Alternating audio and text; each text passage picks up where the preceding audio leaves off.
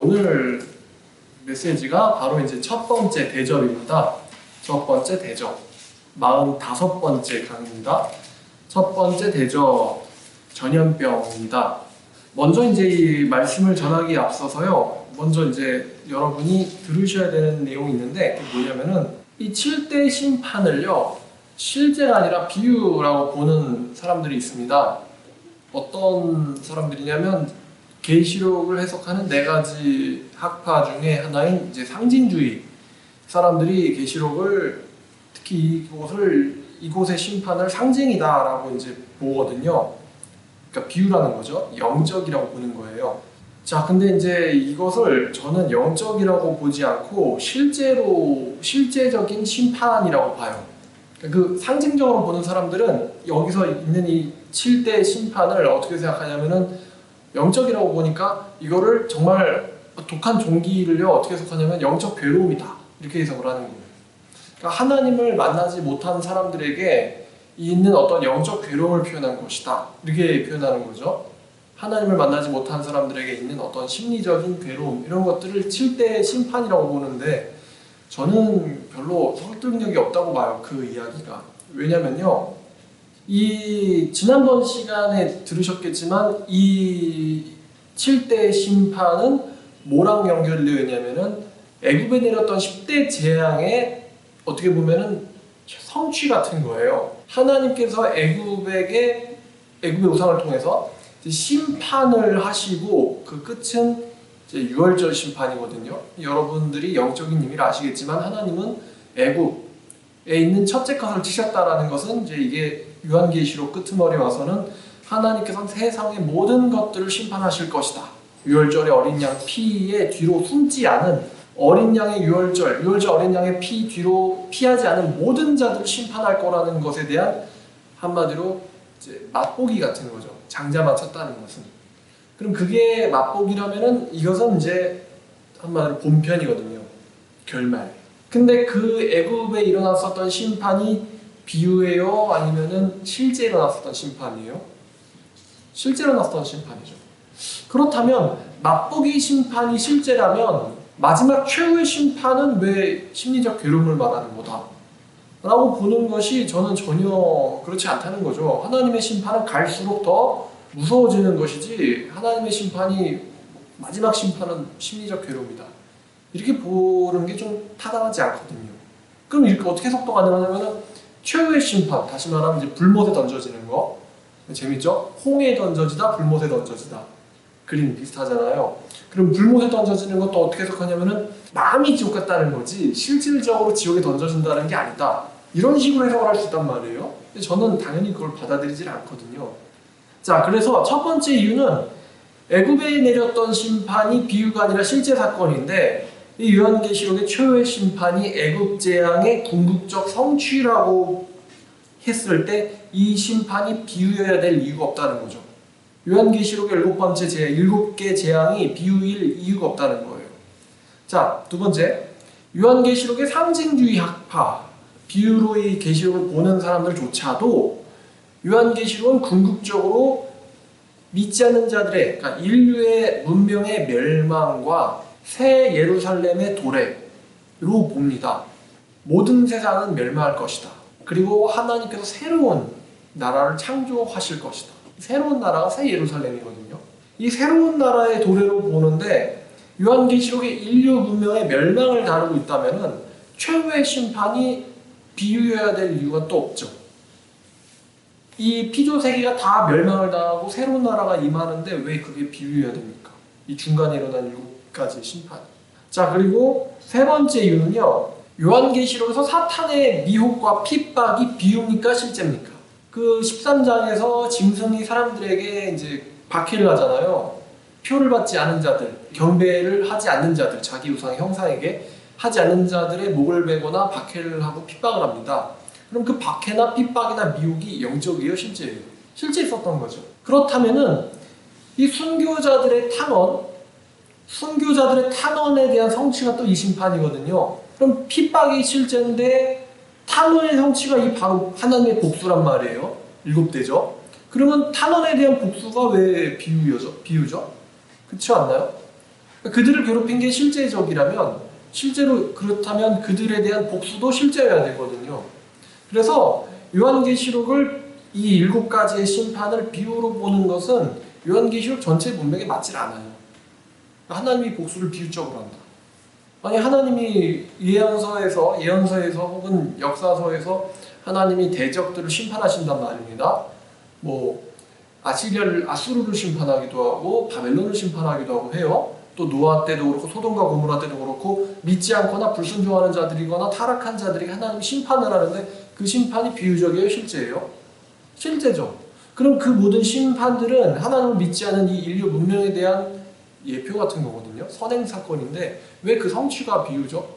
라고 따지었을 때 글쎄요 라는 거죠. 자, 그럼 이제 오늘 본문이에요. 16장 1절 2절입니다.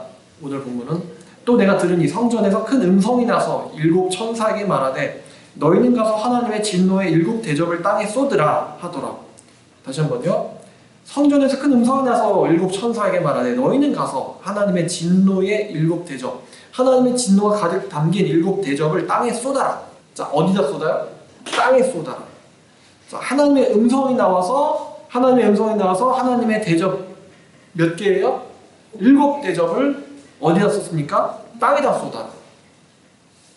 제가 이거 반복하는 이유는 이제 들으시면 알 겁니다. 자, 그래서 첫째 천사가 와서 그 대접을 땅에 쏟음에 짐승의 표를 받은 자들과 그 우상에게 경배하는 자들에게 악하고 독한 종기가 나더라 라고 얘기합니다. 누구에게요? 짐승의 표를 받은 자들과 그 우상에게 악하고 독한 종기가 나더라. 대접을 어디다 쏟습니까? 땅에다 쏟음에. 그러니까 땅에 속한 자들에게 심판이 일어난다라는 거예요. 땅에 속한 자들에게 이러한 심판이 일어나기 시작했다라는 거예요. 특히나 짐승의 표를 받은 자들과 우상에게 경배하던 자들이라고 한정하고 있습니다. 그러니까 이제 하나님의 선민들은 피하는 거죠. 자, 그러면 하나님의 음성 7배, 그 다음에 대접이라는 개념을 좀 정리를 해야 되는데요. 하나님의 음성이 성전에서 났다. 이 부분은 자, 요한계시록 15장 바로 앞장이죠. 앞장에 이제 8절에도 보니까 하나님의 영광과 능력으로 말미암아 성전에 연기가 가득 차매 7 천사 7 재앙이 마치기까지 성전에 능히 들어갈 자가 없더라. 자, 이제 이 말씀에서 연장선이 되고 있는 거예요. 16장 1절은 지난번에 설명했었죠. 하나님에 의해서 인가받은 자들, 천사들이 하나님의 명령에 따라서 심판을 행한다라는 건데 이사야 66장 6절을 보시면 외우기 좋죠. 이사야 66장 6절 666을 보시면요. 이 부분과 요한계시록 16장 1절과 좀 비슷한 부분이 나옵니다. 자, 요한계시록 66장 6절을 보니까 떠드는 소리가 성읍에서부터 들려오며 목소리가 성전에서부터 들리니 이는 여호와께서 그의 원수에게 보응하시는 목소리로다. 자, 이사야는 보았어요. 하나님의 음성이 하나님의 성전으로부터 들리는데 그 음성은 여호와의 원수에게 복수하시는 목소리다. 앞절은 한번 읽어볼게요. 66장 5절 여호와의 말씀 때문에 떠는 자는 여호와의 말씀을 들을지어다. 제가 좋아하는 말씀입니다. 하나님의 말씀을 무서워할 줄 아는 사람들은 하나님의 말씀 들어라. 들기는 자 들어라. 자, 그런데 이제 그 음성을 거역하는 자들은 이제 여호와의 복수의 음성을 듣게 되겠죠. 66장 9절 성전에서 여호와께서 복수하시는 음성이 바란다. 자, 그 복수의 마지막 복수가 바로 이 요한계시록 16장인 겁니다. 16장. 자, 그리고 이제 그 다음에 7 대접이 나오잖아요. 그러면 7 대접. 7 대접은요, 대접을 몇 번 쏟는 거예요? 7번 쏟는 거죠. 대접을 7번 쏟는 거고, 혹은 또 대접을 7배, 7배의 재앙을 더한다라고 해석을 할 수도 있어요. 7번 혹은 7배. 그러니까 7번을 어디다가 쏟습니까? 어디다가 쏟죠? 땅에다가 쏟아요. 자, 여기서 또 배경이 되는 말씀을 찾아보겠는데요. 예레미야입니다. 예레미야 10장 25절 말씀을 보겠습니다. 예레미야 10장 25절 말씀을 보니까 이런 말씀이 있어요. 주를 알지 못하는 이방 사람들과 주의 이름으로 기도하지 아니하는 족속들에게 주의 분노를 부으소서. 붓는다 그러죠.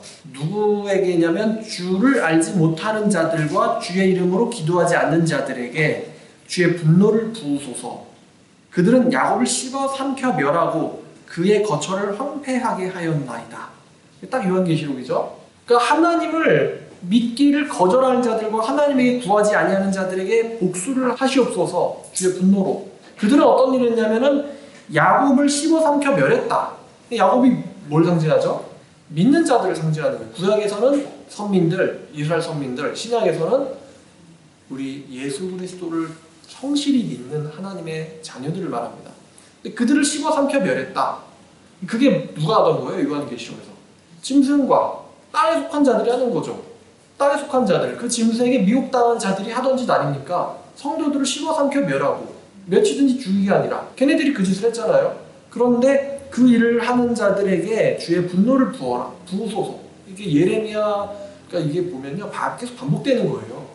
그래서 여기서는 이스라엘 백성들을 멸한 자들이 누굽니까? 예레미야에서 바벨론이죠. 이들이 이제 바벨론이 이스라엘 백성들을 멸망시키죠. 요한계시록에서도 이 멸망의 궁극적 대상이 바로 이 바벨론입니다. 큰 성 바벨론. 자, 그 다음에 또 이제 이 요한계시록 말씀의 배경이 되는 부분을 또 보겠습니다.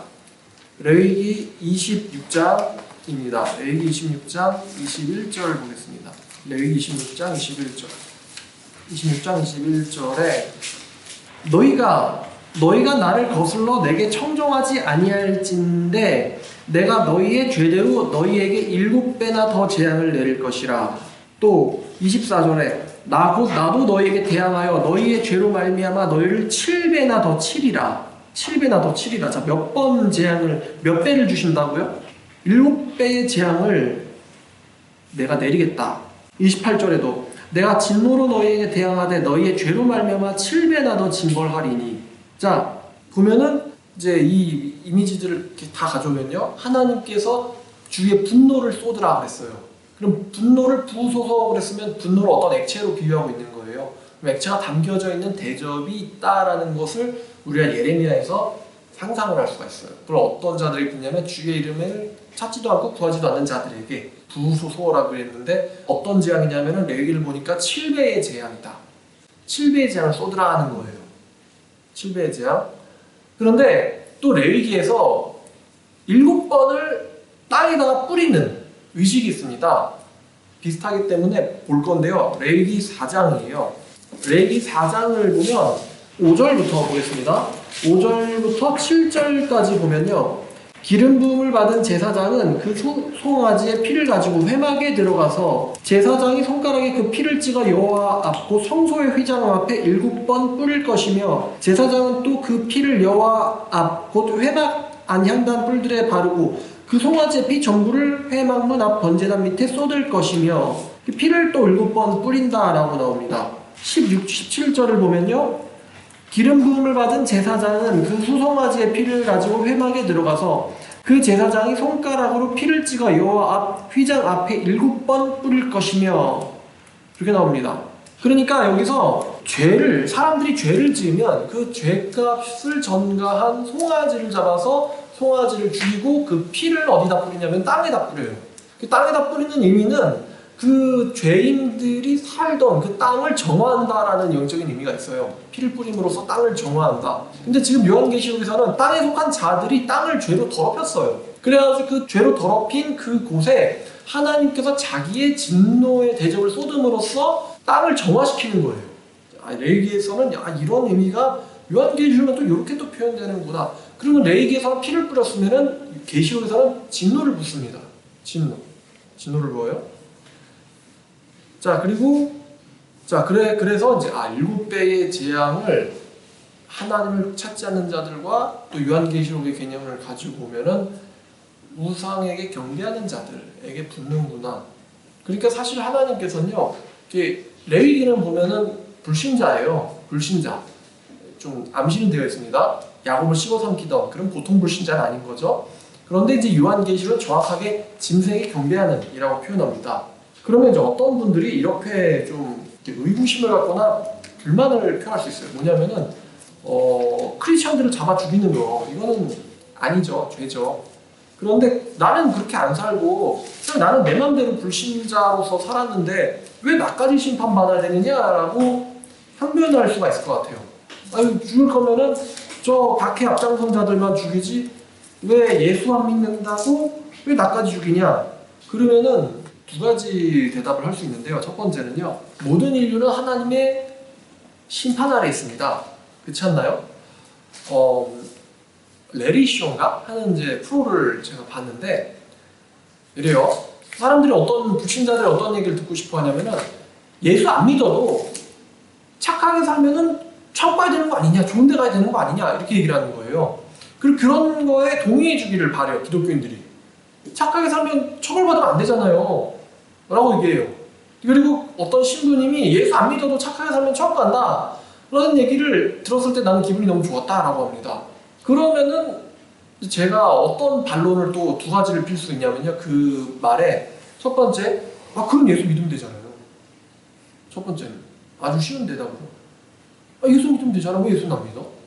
그리고 두 번째, 정말 착할까요? 착하게 하면 되는 거 아니냐. 뭐 불신자 여러분들이 이 영상을 보시는 일은 거의 없겠지만 불신자 여러분들의 생각을 좀 한번 대화를 해보고 싶어요. 불신자 여러분들과. 정말 본인이 착하다고 생각하세요? 착하다의 기준이 뭐죠? 만약에 사람을요 10번 때리다가 한동안 안 때리는 사람이 있다고 생각해보세요. 그 사람이 착한 사람이에요? 만약에 거짓말을 한 20만 번쯤 하다가요 한동안 거짓말을 안 하기 시작한 사람들을 생각해보세요. 그럼 그 사람이 착한 건가요? 무슨 말이냐면요, 착하다라고 했을 때 그 기준이 일단 있어야 되는데 불신자의 세계에서는 윤리적 기준이 없어요. 윤리적인 기준도 없고 내가 왜 윤리적으로 살아야 되는가라는 그 도덕 의무도 없어요. 하지만 기준이 있다고 일단 가정해보고요. 바로 성경이죠.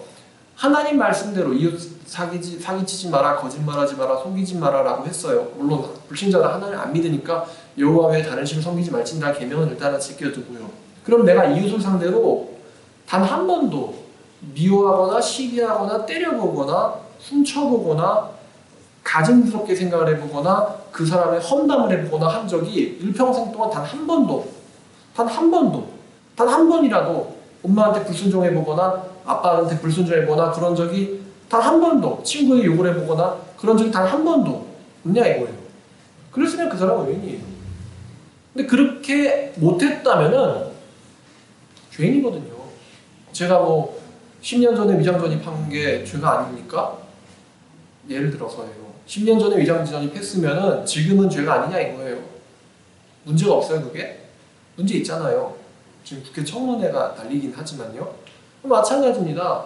단 한 번이라도 인법이라 할지라도 죄를 지으면 문제가 돼요. 하물며 신법인데 문제가 안 되겠습니까? 자, 그리고 또 다른 이제 이거는요. 저는 죄인입니다. 비유가 아니에요. 저는 죄인입니다. 저는요 끊임없이 죄랑 싸우고 제 안에 죄가 있음을 느껴요. 싸우고 있다고 그랬어요. 죄와 싸우고 있는 사람이에요. 근데 왜 죄랑 싸우냐? 그러면 이유는 이거죠. 하나님께서 기뻐하시지 않기 때문이에요. 하나님께서 기뻐하시지 않기 때문에 죄인이지만 죄랑 싸웁니다. 근데 만약에 불신자라고 제가 가정을 하면요. 제가 만약에 불신자로 가정하면 제가 하나님을 무서워하지도 않고 하나님을 기쁘시게 할 일도 없죠. 당연히. 그럼 제가 왜 제 안에 있는 죄와 싸우죠? 제가 제 안에 있는 죄와 왜 싸워야 되죠? 그러니까 하나님을 무서워하는 사람들조차도 하나님 앞에서 완벽하지 못합니다. 하물며 하나님을 무서워하지 않는 사람이 죄가 없다고요? 죄가 많죠. 더 많죠. 남이 안 보면 얼마든지 뭘 할 수 있고 저는 남이 안 보더라도 못합니다. 왜냐하면 누가 본다고 생각하니까. 하나님 본다고 생각하니까 남이 안 봐도 못해요. 남에게 해를 끼치는 일을 하기 힘들어해요. 전혀 안 했다는 건 아니고요. 자, 그러면 착하게 살 이유도 없고 선할 이유도 없는데 왜 죄인이 아니냐? 진짜 뭐 할 수가 있다면은 한 달만 그 사람을 1대1로 밀착해가지고 자기는 착하게 살아서 천국 간다는 말이 너무 좋다라고 하는 예수는 절대 안 믿겠다라는 사람을 한 달만 따라다니면서 만약에 그 사람 행동을 관찰한다고 해봐요. 정말 죄가 없는가? 아닐 겁니다. 그러니까 결론은요. 모든 인간은 하나님 앞에서 죄인이고요. 실질적으로도 죄를 짓습니다. 그리고 그렇기 때문에 심판을 당하는 거예요. 그렇기 때문에 예수님께서 죄를 용서하려고 십자가에 오셨고요. 그런데 예수를 믿지 않는다는 건요, 착한 게 아니고요, 하나님에 대한 기만이에요. 하나님에 대한 기만이고 교만입니다. 자기 주제를 모르는 거죠. 그러니까 예수는 안 믿는데 착하고 싶다라는 건 좀 말이 안 돼요. 자, 그리고 두 번째 이유는요, 불신자들이 기독교는 싫어하는 이유, 기독교를 싫어할 수밖에 없어요. 왠지 아세요? 왜냐하면 기독교인들은요, 심판을 말하기 때문입니다. 예수 믿으세요 라고 말하지만 사실은 심판을 말해요. 예수 믿으세요, 믿지 않으면은 뭘 당합니다? 심판당합니다를 얘기하고 있어요. 자, 그러면은 사람들이 착하게 살고 싶어요? 나쁘게 살고 싶어요? 사람들이 나쁘게 살고 싶어 합니다. 그거는 법만 봐도 알아요. 법만 봐도 착하게 살지 마세요라는 법은 없어요. 왜냐면 착하게 살다 망한 사람이 없으니까. 대부분 나쁘게 삽니다. 나쁘게 살아요. 음주운전해서 사람 치여 죽이고요. 강간해서 죽이고요. 자살시키고요. 그렇게 하지 말라고 강제적으로 법을 만들어 놓은 거예요. 그 법을 그렇게 만들었다는 것 자체가 사람들이 굉장히 악한 곳으로 성향이 뻗쳐 있구나라는 거예요. 남을 2번 이상 도와주지 마시오. 이런 법이 있습니까? 없단 말이에요. 절대로 착한 정직한 말을 3번 이상 하지 마세요. 벌금 냅니다. 이런 법 있어요? 없단 말이에요. 사람들이 기본적으로 악하다는 거를 전제하고 있는 거예요, 법은. 자, 근데 그럼 악하게 살면 뭘 받습니까? 처벌받을 거라는 거에 대해서 불신자들이 알고 있거든요. 인법이든 신법이든. 근데 기독교인들이 보면은 그냥 지 혼자 뭐 배타적인 애들 혼자 예수 믿으라 그래. 나는 뭐 안 믿으면 돼. 이게 아니라 막 뭐 마리아 무슨 마국간 콜볼 사막 잡신 예수 사생 이러면서 막 욕을 한단 말이에요. 그럼 예수님이 그 사람들 사기쳤어요? 안 쳤죠? 마리아가 그 불신자들 남편이랑 바람 폈나요? 아니에요. 근데 왜 마리아랑 예수님을 싫어하죠? 왜 이스라엘의 여호와를 싫어해요? 왜냐? 왜 싫어하냐? 본능적으로 내가 심판받을 거라는 걸 알고 있기 때문이에요. 진짜 심판받을 걸 알고 있기 때문이에요. 모르잖아요? 그걸 안 믿잖아요? 그러면은 욕할 이유도 없어요. 그렇죠? 욕할 이유도 없어요. 우리가 카다필 욕을 많이 합니까? 김정은 욕을 많이 합니까? 그러니까 김일성이라고 해봐요. 요즘 김정은 이미지 좋다고 얘기하니까요. 우리가 카다필 욕을 많이 할까요? 아니면 김일성 욕을 많이 할까요? 물론 역사의식 없는 사람들은 아무 욕도 안 하겠지만 김일성 욕을 많이 합니다. 왜? 카다피보단 걔가 더 위협적이거든요. 걔가 더 나라를 공산화시키거나 적화하거나 해가지고 우리나라 국민들을 괴롭히거나 고통을 줄 가능성이 높은 사람이거든요. 그러니까 김일성 욕을 많이 해요. 나랑 상관없는 욕도 안 한단 말이에요. 그럼 왜 우리가 불신자들이 하나님 욕을 합니까? 심판받을 것 같아서요. 만약 하나님이 진짜 없다면요, 마리아, 마오강 콜걸 이런 말을 왜 합니까? 할 일이 없죠.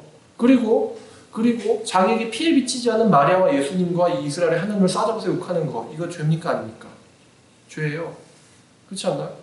그래서 그 사람들이 본능적으로 심판받을 거에 대한 두려움으로 공격성으로 그러니까 공격성이 기독교에게 나타나는데, 그래서 불신자들은 대체로 불신자들은 대체로 핍박을 합니다.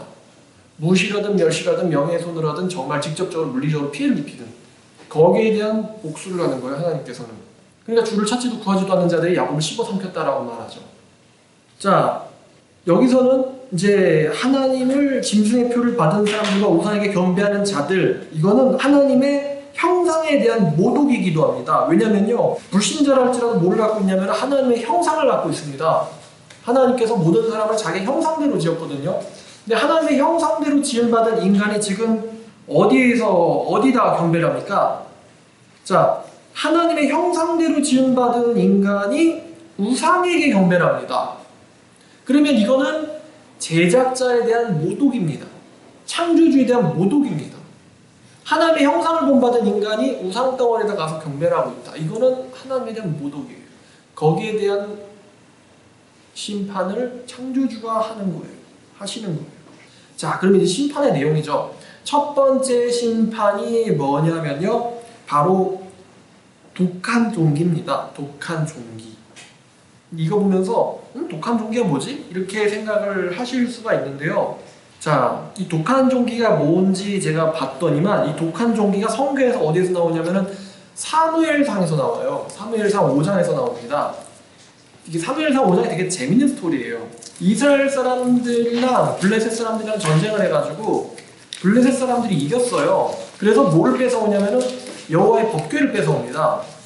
법궤를 뺏어와서 다곤의 신당에다 갖다 놨더니만 보니까 사무엘상 5장 4절에 얘네들이 보니까 다곤이 자꾸만 자빠지고 머리랑 손목이 끊어져 있고 문지방에 있고 몸뚱이만 돌아다닌다. 그러니까 자꾸만 법궤가 있으니까 다곤 신이 막 사지가 잘라져 있는 거예요. 안 되겠다. 그래가지고 이제 그러고 있는 와중에 또 6절을 보니까요, 여호와의 손이 아스돗 사람들에게 엄중히 더하사 독한 종기, 요한계시록에도 나왔죠. 독한 종기의 재앙으로 아스돗과 그 지역을 쳐서 망하게 했다고 합니다. 아스돗 사람들이 이를 보고 이르되 이스라엘 신의 궤를 우리 함께 잊지 못하게 해라. 그의 손이 우리를 친다. 우리도 치고 우리의 신 다곤도 친다. 그럼 이쯤데 뭘 믿어야 돼요? 다곤이에요? 이스라엘이에요? 이스라엘 신이에요? 다곤 믿어야 돼요? 이스라엘 신이죠? 이스라엘 신이 우리 신과 우리를 친다. 그러면서 얘네들이 이제 막 모여가지고 이스라엘 신의 궤를 어찌하랴. 8절에 뼈마디로 꼴찌덩어리 이거 신당에 놔도 안 되고 다곤의 힘으로 억압할 수가 없고 또 놔두자니 막 백성들이 독한 종기가 걸리고 그래가지고 신의 궤를 가드로 옮겨갔더니만 또 9절에 또 여호와의 그 손이 심히 큰 환난과 그 성읍에 더하사 성읍 사람들에게 작은 자나 큰 자나 다 독한 종기가 났다는 거예요. 그래가지고 그들이 또 하나님의 교회를 에그론으로 보냈더니만 이제 소문이 먼저 퍼졌어요. 그래가지고 에그론 사람들이 외치기를 이 인간들이 이스라엘의 신의 교회를 우리에게로 가져와서 우리와 우리 백성을 죽이려고 한다 라고 하면서 가져오지 말라고 줘. 이렇게 된 거예요. 그래서 어찌하랴. 이에 사람들이 블레셋 모든 방백을 모으고 이스라엘 신을 궤를 보내어 원래 자리로 돌아오게 하고 우리와 우리 백성들의 죽임당함을 면하게 하자. 이는 온 성읍이 사망의 환난을 당함이라. 그러니까 독한 종기 때문에 뭘 당한 거예요? 떼죽음을 당한 거예요. 그래서 떼죽음을 당하고 거기서 하나님의 손이 엄중하심으로 죽지 않은 사람들이 독한 종기에 치심을 당해 성읍의 부르짖음이 하늘에 사무쳤더라. 엄청 많이 떼죽음을 당한 거예요. 독한 종기로. 제가 이제 이거를 보니까 이 독한 종기가 뭐냐, 이게 뭘 거라는 설이 있냐면은 이제 이게 패스트일 거라는 설이 있어요. 패스트 아시죠? 패스트푸드의 패스트가 아니라 중세의 인구의 3분의 1을 급감시켰던 이게 역병이에요. 그 패스트일 거라는 설이 있는데 뭐냐면은 이 패스트에 걸리면은 림프선이 부어가지고 림프선이 부어서 종기처럼 변해요. 그래서 이거를 뭐라고 하면 가레톳이라고 하더라고요. 가레톳. 가레톳이라고도 하는데 세 글자의 가레톳 혹은 가레토시 이렇게 부르기도 하는데, 그러니까 이제 질병에 걸린 거의 증상이 몸에 종기가 생기는 걸로 나오는 거예요. 근데 그 질병이 사무엘상이잖아요. 뭐 우리나라 지금처럼 요즘 시대처럼 저거는 무슨 병이야, 뭐 장티푸스야, 뭐 페스트야, 콜레라야, 뭐 이렇게 말을 못 하잖아요. 그냥 독한 종기라고 걔네들이 보는 건 종기만 보이겠죠. 하지만 이제 전염병이라는 거죠. 전염병. 자, 그래서 전염병으로 다시 말하면 요한계시록 16장 1절에 독한 종기는 뭘 말하냐면은 전염병을 말해요. 전염병을 통해서 경배하는 자들, 짐승의 우상에게 경배하는 자들에게 심한 역병을 돌리신다. 자, 그럼 이런 사례가 역사적으로 있었어요, 없었어요? 있었죠. 아까 방금 말했지만 중세 인구의 3분의 1이 급감했다. 3분의 1이 죽었어요. 대한민국 국민의 5천만 명 중에서 3분의 1이라 그러면 거의 뭐 1,300, 400만 명이, 그러니까 친구 3명 있으면 그 중에 1명은 병 걸려 죽은 거예요. 그러면 과연 제가 이걸 보면서 과연 현대 사람들은 의학과 과학에 대한 어떤 거의 그런 게 신인데 과연 그게 미래 시대에 일어날까라는 생각을 제가 예전에 이걸 봤을 때, 예전에 한 중학생 때 이런 걸 이 요한계시록을 봤을 때 과연 그럴까? 라고 생각이 들었는데 이상하게 지금 21세기인데도 매년마다 뭐가 일어나냐면 역병이 일어나요. 역병이. 한동안은 뭐 광우병이다, 사스다, 또 신종플루다. 근데 요즘엔 이제 올해와 작년 메르스가 이제 유행했죠. 그래서 사람 꽤 많이 죽기도 했고요. 그러면 과연 현대의학은 모든 전염병과 질병을 막을 수 있을 것인가? 라는 질문에 대해서 부정적이죠. 요한계시록이 얘기하는 것은. 최근에 또 알게 된 것 중에 하나가 이제 슈퍼박테리아라고 하는 것을 또 의료진들이 무서워한다고 하는데, 모든 약품에 대해서 내성을 갖고 있는 병균. 모든 약품에 대해서 내성을 갖고 있다. 그러면은 치료가 안 된다는 이야기죠. 그게 퍼질까봐에 대한 두려움이 있더라고요. 의학계에도. 슈퍼박테리아. 자, 그러면 이제 안타깝지만 미래에 큰 전염병이 있을 것인데, 그것이 정확하게 어떤 균인지는 사도 요한은 우리에게 얘기를 해주고 있지 않아요. 사도 요한은. 단지 이것을 보건대, 이것과 구약 성경을 이루어서 보건대, 첫 번째 대접의 심판은 첫 번째 전염병부터 시작한다는 거죠. 전염병. 이것이 짐승의 표를 받은 사람들과 그 우상에게 경배하는 자들을 친다는 거예요. 자, 우리가 이제 이 말씀 볼 때 두 가지 심정이 들죠. 첫 번째 두려움이고, 두 번째는 안도입니다. 두려움이라 하면 상상치 못하기 때문에 두려움이고, 안도라 하면 하나님의 심판에서 예수라 하는 이 피난처에 우리가 속해 있기 때문에 안도를 하죠. 자, 그럼 마치겠습니다. 여러분, 요한계시록의 최후의 심판, 비유적이냐 실제적이냐 라는 것부터 시작해서 전염병에 대한 이야기까지 했습니다. 독한 종리로 첫 번째, 땅에 속한 자들을 치신다 했는데, 앞으로 미래가 더 기대도 되고요, 또 두렵기도 합니다. 어떤 재앙들이 우리에게 일어날까. 지금 우리도 좀 맛보기예요. 또 메르스도 그렇고요, 또 일본 후쿠시마에서 일어났었던 재앙도 그렇고, 다 추후의 심판의 사인입니다. 사인. 그럼 우리가 뭘 보고 살아야 할까, 이런 것을 점검하시는 시간 됐으면 좋겠습니다. 기도하겠습니다. 하나님 아버지, 감사합니다. 오늘 첫 번째 대접 심판에 대해서 알아보았습니다. 주님, 중세 때 그러한 큰 무서운 일이 있었는데 이 일이 또 반복되지 않을까라는 생각을 합니다만, 하나님 아버지, 우리는 말씀으로 깨어있게 주여 도와주시옵소서. 예수님의 이름으로 기도드렸습니다.